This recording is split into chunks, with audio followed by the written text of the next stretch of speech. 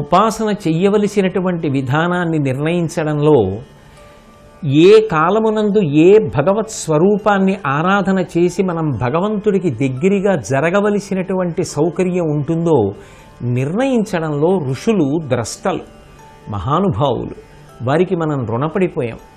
వాళ్ళు ప్రతి నెలలో వచ్చేటటువంటి కృష్ణపక్షంలో అర్ధరాత్రి వేళకి చతుర్దశి పరివ్యాప్తమైనటువంటి కాలాన్ని మాస శివరాత్రిగా నిర్ణయించారు.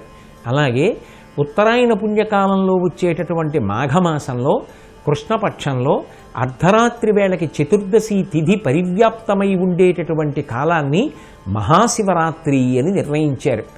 ఈ మహాశివరాత్రి పరమాద్భుతమైనటువంటి కాలం. అందుకే జన్మానికి ఒక శివరాత్రి అని ఒక నానుడి. అంటే ఒక మనుష్య జన్మ మొత్తానికి కనీసం ఒక్క శివరాత్రినైనా నిర్వహించు, ఒక్క శివరాత్రినైనా భక్తితో గడిపి సార్థక్యాన్ని పొందు అని. ఎందుచేత అంటే అది లింగోద్భవమైనటువంటి రోజు. ఆ పాతాళ నభస్థలంత భువన బ్రహ్మాండమా విస్ఫురత్ జ్యోతి స్ఫాటికలింగమౌళి విలసత్పూర్ణేందువంతామృతై అస్తోకాప్లుతమీశమనిశం రుద్రానువాకాన్ జపం ధ్యాయే తిప్సిత సిద్ధయే ధ్రువపదం విప్రోభిషించేచ్చివం బ్రహ్మాండవ్యాప్తదేహాభసిత హిమరుచాభాసమానాభుజంగై కంఠే కాళాః కపర్దాః కలిత శిశికళశ్చండకోదండహస్తాః త్రిక్షా రుద్రాక్షమాలా సులలిత వపుషశాంభవా మూర్తిభేదాః రుద్రాశ్రీ రుద్రసూక్త ప్రకటిత విభవాన ప్రయచ్చస్తు సౌఖ్యం అని యజుర్వేదం. ఆ పాతాళ నభస్థలంత భువన బ్రహ్మాండం ఆవిస్ఫురత్.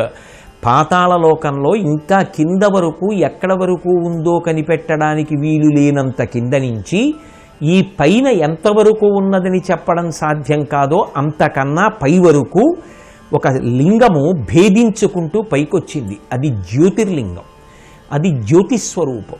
అది ఎప్పుడు వచ్చింది అంటే అర్ధరాత్రి వేళ వచ్చింది. చీకటి అన్న మాట భయానికి పర్యాయపదం. పగటి వేళ మీరు ఇలా వెళ్ళండి అంటే నడిచి వెడతాడు. అదే చీకటిగా ఉందనుకోండి భయపడతాడు.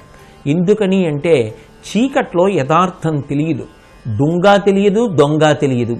అటువంటి పరిస్థితిలో మీ దగ్గర ఎంత డబ్బున్నా, ఎన్ని పట్టుపుట్టాలున్నా, ఎన్ని నగలున్నా ఆ భయం పోదు. ఆ వస్తువేదో తెలియదు. కానీ ఒక దీపం పట్టుకొస్తే యథార్థమైన రూపం తెలుస్తుంది. ఇది పాము కాదు తాడు అని తెలియగానే మనసులో ఉన్నటువంటి భయమంతా ఎగిరిపోతుంది. సంతోషంగా నిలబడతాడు. అసలు ఏది సత్యము ఏది అసత్యము అన్నది తెలియాలి అంటే లోపల ఆ జ్యోతిర్లింగము వెలగాలి. ఆ జ్యోతిర్లింగమైనటువంటి జగద్గురువైనటువంటి దక్షిణామూర్తిగా నిలబడినటువంటి పరమశివుని యొక్క అనుగ్రహం కలిగితే యథార్థమైన వస్తువేదో తెలుస్తుంది. అందుకే జగద్గురు స్వరూపంగా చీకటిని పోగొట్టడానికి చీకటి దట్టంగా ఉండేటటువంటి అర్ధరాత్రి వేళ జ్యోతిస్వరూపంగా సంవత్సరంలో 2 పర్యాయాలు పరమేశ్వరుడు ఆవిర్భవించాడు. ఒకసారి కరచరణాదులతో కాళ్ళు చేతులతో వచ్చాడు, ఒకసారి అరూపరూపి కాళ్ళు చేతులు లేకుండా వచ్చాడు. దక్షిణాయనంలో శ్రావణ మాసంలో కృష్ణపక్షంలో అష్టమి తిథి విశేషమైన చీకటికి ప్రఖ్యాతి.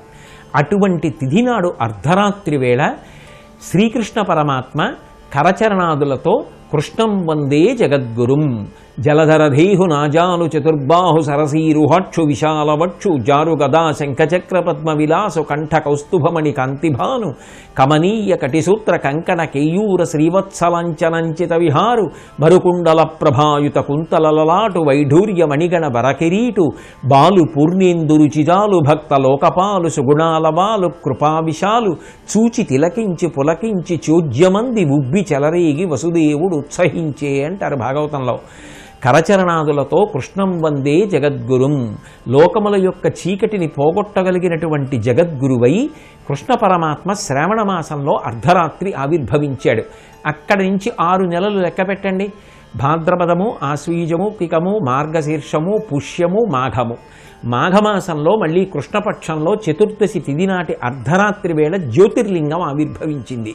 ఆ జ్యోతిర్లింగం చీకటిని పోగొట్టి అజ్ఞానాన్ని పోగొట్టి జ్ఞానమిచ్చి మోక్షమునకు కారణమవుతుంది.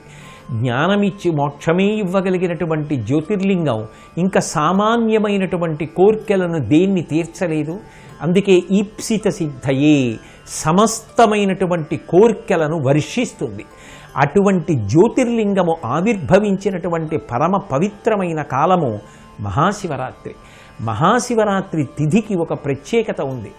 మీరు శాస్త్ర విహితంగా కానీ, శాస్త్రాన్ని పాటించకుండా కానీ, మనస్ఫూర్తిగా కానీ, యాదృచ్ఛికంగా కానీ, సంకల్పపూర్వకంగా కానీ, కాకతాళీయంగా కానీ ఏది చేసినా అది పుణ్యకార్యం అయినప్పుడు అది విశేషమైనటువంటి ఫలితాన్ని తీసుకొస్తుంది. తినకుండా ఉండి ఉపవాసం ఉండి ఈశ్వర సేవ చేద్దామని తినడం మానేసి ఉపవాసం ఉన్నా, ప్రయత్నపూర్వకంగా ఇంద్రియములను భగవంతుని యందుంచి జాగరణ చేసిన, లేక ఏ కారణానికో నిద్ర పట్టక నిద్రపోకపోయినా అది జాగరణము కిందకు వస్తుంది, ఇది ఉపవాసం కిందకు వస్తుంది.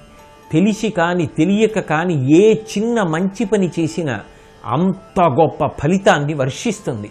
ఒక్కొక్క కాలమునందు చేసినటువంటి పని అంత శక్తినిస్తుంది. ఈ మహాశివరాత్రి నాడు అందరూ కూడా ప్రత్యేకంగా బిల్వదళాలతో మహానుభావుడైనటువంటి పరమశివుణ్ణి సేవిస్తారు.